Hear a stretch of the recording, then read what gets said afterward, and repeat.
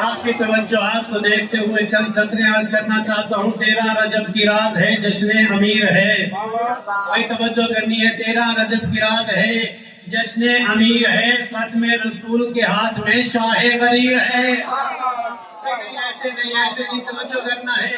13 رجب کی رات ہے، جشن امیر ہے، ختم رسول کے ہاتھ میں شاہ غدیر ہے۔ شامل ہے اس خوشی میں جو زندہ ضمیر ہے، شامل ہے اس میں جو زندہ ضمیر ہے۔ یہ جشن منکروں کے کلیجے میں تیر ہے، یہ جشن سارے مل کے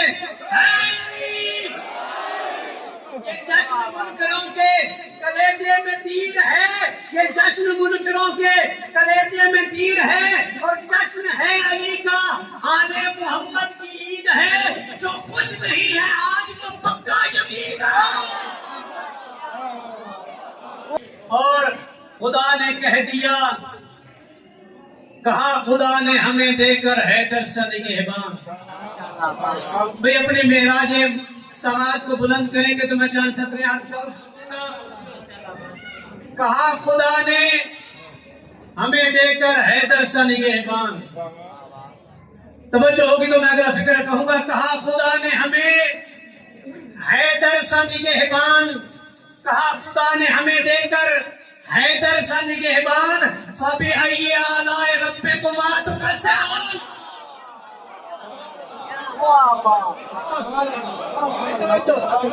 کہا خدا نے ہمیں دے کر حیدر سے نگہبان، فَبِأَيِّ آلَاءِ رَبِّكُمَا تُكَذِّبَانِ۔ اور میرا محترم ممبر پہ بیٹھ کے پوری ضمانت کے ساتھ کہہ رہا ہوں کہ علی کی ولایت سے بڑھ کر اللہ کی بڑی نعمت ہے ہی نہیں۔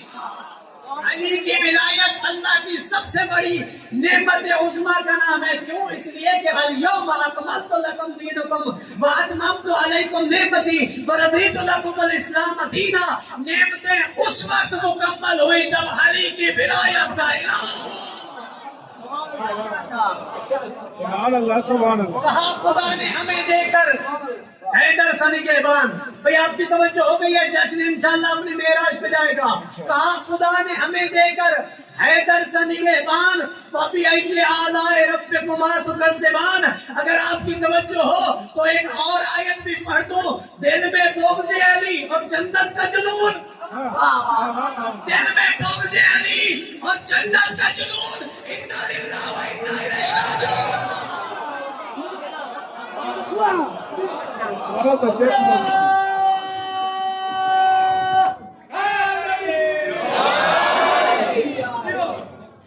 دل میں بغض علی اور جنت کا جنون، پھر کہا جا سکتا ہے نا اِنَّا لِلَّهِ۔ بھئی دل میں بغض علی ہو اور جنت کہاں ہو جا سکتا ہے بندہ؟ چونکہ جنت وہی جائے گا جس کے ہاتھ میں علی کا پروانہ ہوگا۔ آج جشن منانے میں کنجوسی نہیں کرنی، آج کھل کر جشن منانا ہے، جس طرح کعبہ نے کھل کے جشن منایا ہے، جس طرح کعبہ کھل کے جشن مناتا ہے، ہمیں بھی اس طرح جشن منانا ہے۔ عشق علی میری طرح جشن کھل کر کرتا ہے، 13 رجب کو خود کعبہ حیدر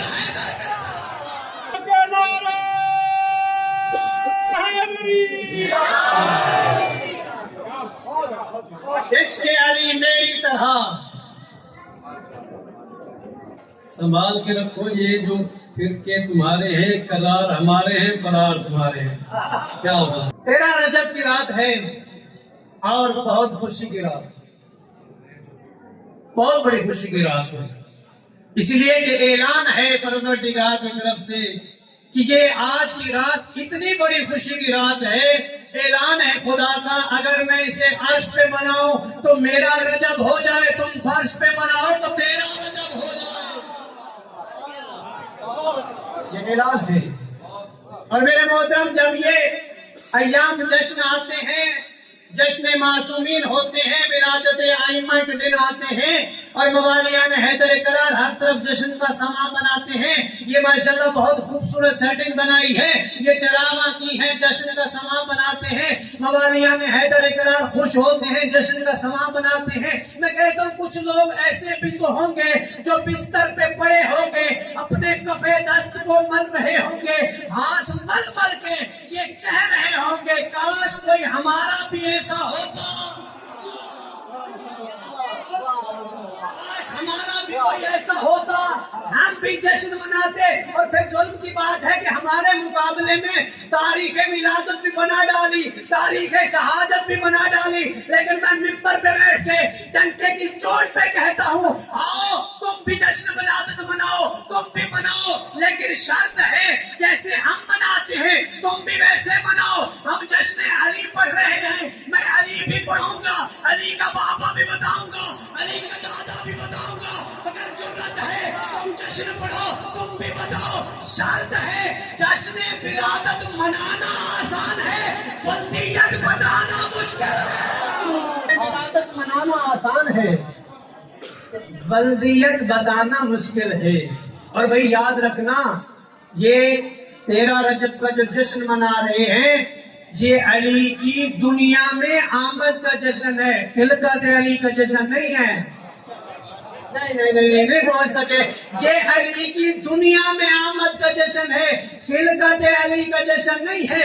خلقت علی کب ہوئی؟ بزبان علی روایت عرض کر رہا ہوں، خلقت علی کب ہوئی؟ یہ دنیا نہیں تھی، نہ چاند تھا نہ سورج تھا، کوئی چیز نہیں تھی۔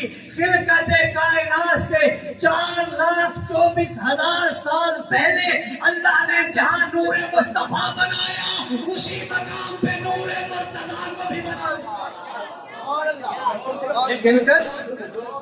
یہ خلقت کائنات بعد میں ہوئی ہے، جشن علی امیر المؤمنین پہلے ہے۔ قدرت علی میں کیا کچھ نہیں ہے، قدرت علی میں کیا کچھ نہیں ہے، مگر پھر بھی علی خدا نہیں ہے۔ قدرت علی میں کیا کچھ نہیں ہے مگر پھر بھی علی خدا نہیں ہے۔ یہ جو ذکر علی میں بیٹھے ہو نا، یہ حقیقت میں بندگی خدا کر رہے ہو۔ یہ بار بار علی علی کہنا، یہ سبحان اللہ کہنا، یہ یا علی کے نعرے لگانا، یہ حقیقت میں اطاعت خدا ہے۔ جس طرح نماز بندگی خدا ہے، اسی طرح علی علی کرنا بھی بندگی خدا ہے۔ لیکن یاد رکھنا عبادتوں کے کچھ اصول ہوتے ہیں، کچھ اوقات ہیں عبادات کے۔ فجر کی نماز کا وقت کیا ہے؟ صبح کی وقت کا نماز ابھی آپ پڑھنا چاہیں ادا سے نہیں پڑھ سکتے، فجر کی نماز اب ادا نہیں پڑھ سکتے، رمضان کے روزے رجب میں نہیں رکھ سکتے، ذی الحج میں حج کرنا ہوتا ہے، شعبان میں نہیں کر سکتے۔ اوقات ہیں، توجہ کرنا جملہ دینے لگا ہوں، اوقات ہیں عبادات کے کہ صبح کی نماز اس وقت نہیں پڑھ سکتے، رمضان کے روزے رجب میں نہیں رکھ سکتے، حج شعبان میں نہیں کر سکتے، لیکن اللہ کی اس بھری کائنات میں واحد عبادت ہے ذکر علی۔ صبح کرو تب بھی عبادت، شام کرو تب بھی عبادت، رجب میں کرو تب بھی عبادت، ذی الحج میں کرو۔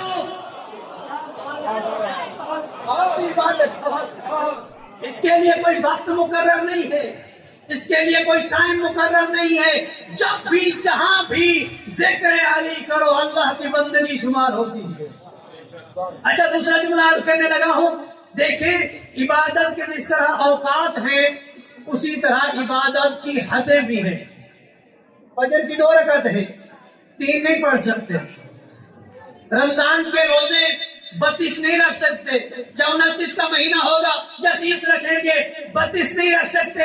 عبادات میں حدیں مقرر ہیں، اتنا کر سکتے ہو اس سے زیادہ نہیں۔ مغرب کی 3 ہے، 2 نہیں پڑھ سکتے، 4 نہیں پڑھ سکتے، ہر عبادت کی حد مقرر ہے، لیکن واحد عبادت ہے ذکر علی۔ 1 بار کرو، 2 بار کرو، 100 بار کرو، 1000 بار کرو، جتنا کرتے جاؤ اتنا بندگی بڑھتی چلی جائے۔ اور میرے محترم سامعین، یہ جو نبی نے فرمایا ہے نا ذکر علی عبادت، کہ علی کا ذکر عبادت ہے، علی کا ذکر عبادت ہے.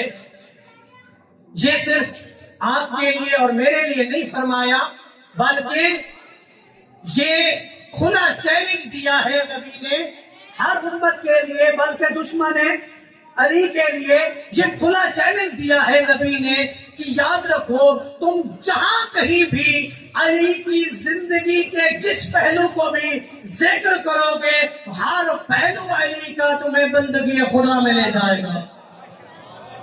میں نہیں سمجھ آئی. علی کی زندگی کا ہر لمحہ، جس لمحے کو بھی تم ذکر کرو، علی کی بندگی ذکر کرو عبادت، علی کی شجاعت ذکر کرو عبادت، علی کا سجدہ ذکر کرو عبادت، علی کی سخاوت ذکر کرو عبادت، علی کی جنگ صفین ذکر کرو عبادت، علی کی جنگ جمل ذکر کرو عبادت، علی کا کسی کو مارنا ذکر کرو عبادت، علی کا سونا ذکر کرو عبادت خدا. زندگی کا کوئی حصہ، کوئی لمحہ. اور یاد رکھنا یہ جو ہمارے برادر لکھتے ہیں نا تمام اصحاب کے ساتھ رضی اللہ اور علی مولا کے ساتھ کرم اللہ وجہہ، تو ان سے سوال تو کرو بھئی یہ کرم اللہ وجہہ اچھا لقب ہے، اچھا طریقہ ہے، علی کے علاوہ کسی اور کے سامنے بھی لگا دیا کرو، کسی اور کے نام کے آگے بھی لگا دیا کرو، تو وہ تمہیں کہیں گے کہ یہ لقب صرف علی کے ساتھ سجتا ہے. کیونکہ کرم اللہ وجہہ کا مطلب یہ ہے کہ وہ ایک چہرہ ہے جسے اللہ نے کرامت بھی عطا کی ہے، عزت بھی عطا کی ہے. وہ اس لیے کہ واحد چہرہ ہے علی کا جو ولادت سے لے کر شہادت تک کبھی ایک لمحہ بھی بتوں کے سامنے نہیں جھکا. ہم کسی اور کے سامنے یہ کیسے لگائیں؟ کوئی 40 سال، کوئی کتنے سال، کتنے سال یہ لقب صرف علی ابن ابی طالب کے ساتھ سجتا ہے. تو اسی لیے ہم ناز کرتے ہیں کہ جہاں چوک گلی بازار ہو، جس بھی میدان میں ہم کھڑے ہوں، ہم نعرہ علی بلند کر دیتے ہیں. اسی لیے کہ ہمیں یقین ہے کہ میرا مولا وہ ہے کہ جس کی زندگی کے کسی لمحے میں کسی پہلو میں نقص نہیں ہے، کمی نہیں ہے، کوئی نقص اور کمی نہیں ہے. میں کہتا ہوں کمی کمیوں میں ہوتی ہے. علی سردار ہے، علی سردار، علی ابن ابی طالب ابھی دنیا میں نہیں آئے، ابھی دنیا میں نہیں آئے، شکم مادر میں ہے، بطن اطہر حضرت فاطمہ بنت اسد میں ہے. کہ بی بی روایت کرتی ہے کہ جب بھی رسول آتے تھے جناب فاطمہ بنت اسد بلند ہو کر استقبال کرتی تھی، کھڑے ہو کر احترام کرتی تھی، رسالت کا احترام کرتی تھی جناب فاطمہ بنت اسد. تو کچھ عرب کی عورتوں کو یہ ناگوار گزرا اور کہنے لگی کہ آپ چچی ہیں، وہ بھتیجا ہے، بھتیجے کو چچی کے استقبال کے لیے کھڑا ہونا چاہیے، آپ کھڑی کیوں ہوتی ہیں؟ تو جناب فاطمہ بنت اسد نے کہا تمہیں پتہ نہیں ہے جو بچہ میرے شکم اطہر میں ہے یہ مجھے اجازت نہیں دیتا کہ جب رسول آئے میں کھڑی نہ ہوں. جیسے رسول آتے ہیں یہ بچہ مجھے کہتا ہے کہ اے والدہ کھڑی ہو جائے، رسول آ گئے ہیں، شکم اطہر میں ہے. یہ انداز ہے. اور میرے محترم سامعین، پھر کیا ہوا؟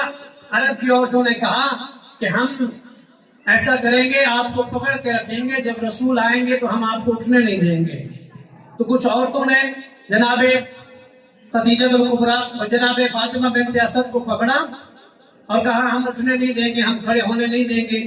تو جیسے ہی رسول خدا تشریف لائے، جناب فاطمہ بنت اسد اپنے پورے قد و قامت کے ساتھ کھڑی ہوئی. جیسے ہی علی کی ماں تھی تو علی کی ماں جیسے ہی کھڑی ہوئی، اگرچہ علی بطن اطہر میں ہے لیکن یہ علی کی ماں ہے. جیسے ہی فاطمہ بنت اسد کھڑی ہوئی، کوئی دائیں گری، کوئی بائیں گری، کوئی آگے گری، کوئی پیچھے گری. میں کہتا ہوں ابھی تو علی شکم مادر میں ہے اور یہ حال ہے کہ عورتیں برداشت نہ کر سکی، لیکن جب علی میدان میں آئے تو پھر کون مقابلہ کر سکتا ہے؟ پھر کون علی کے سامنے آ سکتا ہے؟ پھر علی کا مقابلہ کوئی نہیں کر سکتا۔ اور میرے محترم سامعین، جیسے ہی فاطمہ بنت اسد، اور یہ یاد رکھیں ہر سال سنتے ہیں کہ علی کی ماں خانہ کعبہ میں آئی، علی کی ماں خانہ کعبہ میں آئی، دیوار شق ہوئی۔ بھئی یہ اتفاقی نہیں ہے، کوئی اچانک معاملہ نہیں ہوا، کوئی ایسے نہیں ہے کہ گئی ہے اور دیوار پھٹ گئی ہے، نہیں، یہ منصوبہ پروردگار ہے جسے فاطمہ بنت اسد بھی جانتی ہیں، ابو طالب بھی جانتے ہیں، کوئی اچانک کی بات نہیں ہے۔ اسی فاطمہ بنت اسد کے گھر میں پہلے سے اولاد آ چکی ہے، علی سے پہلے علی کے بھائی، علی کی ایک ہمشیرہ دنیا میں آ چکی ہے، لیکن یہ واحد علی ہے کہ جس کی ولادت کے وقت بی بی خانہ کعبہ کے قریب آئی ہے۔ یہ اتفاقی نہیں ہے، بی بی آئی ہیں، یہ منصوبہ پروردگار تھا جس کو جناب فاطمہ بنت اسد بھی جانتی ہیں اور جناب ابو طالب بھی جانتے ہیں۔ اچھا، یہ جو کہا جاتا ہے کہ جناب حضرت مریم بیت المقدس میں رہتی تھی اور انہیں وہاں سے حکم ہوا کہ یہاں سے چلی جائیے، یہ زچہ خانہ نہیں ہے، یہ عبادت خانہ ہے۔ اور کون سی بی بی ہے جو بطول ہے، جو ایک معصوم نبی کی والدہ ہے، اسے حکم ہوا کہ آپ چلی جائیے، اور پھر ایک 13 رجب کی رات آتی ہے کہ وہی اللہ ہے، وہی جبرائیل ہے، وہی بلا رہا ہے کہ اے فاطمہ بنت اسد آپ آ جائیے۔ میں سوال تو کر سکتا ہوں نا، اے پروردگار اللہ، وہ بھی تو بطول ہے، وہ بھی تو معصوم کی والدہ بننے جا رہی ہے، اسے گھر سے بھیج رہا ہے، اسے بلا رہا ہے، اگر فرق کیا ہے تو آواز آ سکتی ہے، تمہاری سمجھ میں بات نہیں آئے گی۔ اگر عیسیٰ میرے گھر میں پیدا ہو جائے، چونکہ عیسیٰ کا باپ نہیں ہے، اور جب میرے گھر میں پیدا ہو جائے، توجہ کرنا جملے پہ، میرے گھر میں پیدا ہو جاتا تو کوئی قوم آ کر یہ کہتی کھانا اللہ کا بیٹا اللہ کے گھر میں آ گیا، اسی لیے میں نے توحید بچانی ہے، میں نے اسے اپنے گھر سے بھیج کر یہ دنیا والوں کو بتایا کہ عیسیٰ ابن اللہ نہیں ہے، علی کی ماں کو بلایا اس لیے کہ علی کا بابا ابو طالب موجود ہے، لوگ علی کو خدا کہیں گے، خدا کا بیٹا نہیں کہیں گے، علی کو خدا تو کہیں گے لیکن خدا کا بیٹا نہیں کہیں گے۔ ابو طالب کے بیٹے کو گھر میں بلایا اور حضرت مریم کو کہا آپ یہاں سے چلی جائیے، یہ زچہ خانہ نہیں ہے، یہ عبادت خانہ ہے۔ میں کہوں گا اے اللہ، وہ کہاں جائے گی؟ وہ تو معصوم کی والدہ ہے، وہ در بدر کی ٹھوکریں کہاں کھائے گی؟ کہاں جائے گی لوگوں کی منتیں کرنے؟ اور لوگوں کے الزام بھی تو اتنے ہیں، پھر کہاں جائے گی؟ آواز قدرت آئے گی، میرا بندہ تمہیں پتہ نہیں ہے، اگر عیسیٰ کی ولادت ہو جاتی تو لوگ اسے ابن اللہ کہتے، اور بعد میں لوگوں نے کہا بھی صحیح کہ باپ نہیں ہے تو ابن اللہ ہے، لیکن علی کا بابا موجود ہے، لوگ اسے ابن اللہ نہیں کہیں گے، لوگ اسے ابو طالب کا بیٹا کہیں گے۔ اور میرے گھر میں آنے کے بعد لوگوں کو یہ بھی پتا چل جائے گا جو پیدا ہو وہ اور ہوتا ہے، خدا اور ہوتا ہے۔ تم نے تو کہا تھا کہ یہ رحمان کا گھر ہے، یہ تو میرے سلطان کے سلطان کا گھر ہے۔ ہر بیٹا اگر باپ کے گھر آتا ہے صاحب، پھر آج سے کعبہ میرے عمران کا گھر ہے، پھر آج سے کعبہ میرے عمران کا گھر ہے۔ جناب فاطمہ بنت اسد اپنے گھر کو چھوڑ کر اللہ کے گھر کی طرف رواں دواں ہوئی۔ جب خانہ کعبہ کے پاس پہنچی، ابن کانب روایت کرتا ہے کہ جناب عبد المطلب بھی وہاں تشریف تھے کعبہ کے اطراف میں۔ بی بی آئی، طواف کعبہ کیا، اور بی بی نے یہ جملے کہے، پروردگارا انی مومنۃ بک، اے میرے اللہ میں تجھ پر ایمان رکھتی ہوں، یہ نہیں کہا ایمان لاتی ہوں، میں تجھ پر ایمان رکھتی ہوں۔ بھائی اس کا مطلب یہ ہے ایمان لانا امت کی ماؤں کا کام ہے، ایمان رکھنا معصوم کی ماں کا کام ہے۔ انی مومنۃ بک، یہ کب کہا؟ جب اسلام کا آواز بھی نہیں ہے، ابھی قرآن اترا نہیں ہے، نبی نے اعلان نبوت فرمایا نہیں ہے، بی بی کہہ رہی ہے اے میرے اللہ میں تجھ پر ایمان رکھتی ہوں، تیرے رسولوں پر ایمان رکھتی ہوں، تیرے نبیوں پر ایمان رکھتی ہوں، تیرے صحیفوں پر ایمان رکھتی ہوں، تیری نازل کردہ کتب پر ایمان رکھتی ہوں، اے میرے اللہ میں اس گھر پر بھی ایمان رکھتی ہوں جس کو میرے جد نے، یہ لفظ ہے جدی ابراہیم خلیل، کہ میرے جد ابراہیم خلیل نے اس گھر کو بنایا، میں اس گھر پر بھی ایمان رکھتی ہوں۔ یہ سارا کچھ بتا کے بی بی بتانا یہ چاہتی ہے کہ کبھی بھی نبی اور امام کے والدین کافر نہیں ہوتے۔ بی بی نے اعلان کیا اور پھر بی بی نے ایک جملہ کہا، بحق المولود الذی فی بطنی، اے میرے پروردگار اللہ تجھے اس بچے کا واسطہ جو میرے شکم اطہر میں ہے میری مشکل کو آسان فرما۔ بی بی کا یہ جملہ کہنا تھا کہ یہ میری مشکل کو آسان فرما۔ بھئی ابھی علی دنیا میں نہیں آیا اور علی کی ماں علی کو اپنی مشکل کے لیے وسیلہ بنا رہی ہے، تو اس کا مطلب یہ ہے کہ جب علی کی ماں کا بھی علی کے بغیر گزارا نہیں ہو سکتا، تیرا میرا گزارا کیسے ہو سکتا ہے؟ بحق المولود الذی فی بطنی، میری مشکل کو آسان فرما اور میری اس پریشانی کو حل فرما۔ میرے محترم دیوار کعبہ شق ہوئی، دیوار کعبہ پھٹی، ابھی یہ دیوار ہے، یہ پھٹ جائے تو ماحول گڑبڑ ہو سکتا ہے، لیکن وہ خاتون ہے، وہ ابو طالب کی زوجہ ہے، دیوار کعبہ پھٹی ہے، بی بی پیچھے نہیں ہٹی، بی بی آگے کی طرف بڑھی ہے۔ اس سے معلوم یہ ہوتا ہے کہ منصوبہ پروردگار سے جناب فاطمہ بنت اسد باخبر تھی، جانتی تھی کہ اللہ نے میرے لیے دیوار کو شق کرنا ہے۔ دیوار شق ہوئی، بی بی نے آگے قدم بڑھا کے دنیا والوں کو تا رہتی قیامت یہ پیغام دیا، یاد رکھو میں حیدر کرار کی ماں ہوں، کسی فرار کی ماں نہیں ہوں۔ بی بی اندر گئی، دیوار پھر سے مل گئی، اور میرے محترم یاد رکھیں پورا مکہ اس واقعہ سے پریشان ہے، دو ہستیاں بڑی مطمئن ہیں، سارا مکہ پریشان نظر آتا ہے، دو ہستیاں مطمئن ہیں، ایک ابو طالب مطمئن ہے، ایک رسول خدا مطمئن ہے۔ سارے لوگ پریشان ہیں اور رش بڑھتا جا رہا ہے کہ علی کی ابو طالب کی زوجہ کعبہ میں گئی ہے، باہر نہیں آئی، تالا کھولنے کی کوشش کی گئی، تالا نہ کھلا، پھر یہ کہنے پہ مجبور ہو گئے کہ یہ حکم پروردگار ایسے لگتا ہے۔ 3 دن تک خانہ کعبہ میں جناب ابو طالب کی زوجہ رہی، اللہ کی طرف سے طعام کا انتظام بھی ہوتا رہا۔ میں کہوں گا یہ تو احسان کا بدلہ ہی احسان ہو سکتا ہے، ہر جزاء الاحسان الا الاحسان، یہ احسان کا بدلہ ہے احسان۔ اللہ کبھی کسی کا ادھار نہیں رکھتا۔ اللہ نے کہا ہو اے ابو طالب یاد رکھ حبیب میرا تھا، گھر تیرا تھا۔ بھئی آپ تھک گئے ہیں، حبیب میرا تھا، گھر تیرا تھا، حبیب میرا تھا، کھانے تو کھلاتا رہا، لیکن یاد رکھ آج بیٹا تیرا آنے والا ہے، گھر میں اللہ کا ہے، بیوی تیری ہے، کھانے میں ادا کروں گا۔ اے میرے حبیب، اے ابو طالب یاد رکھنا میں احسان کا بدلہ چکاؤں گا۔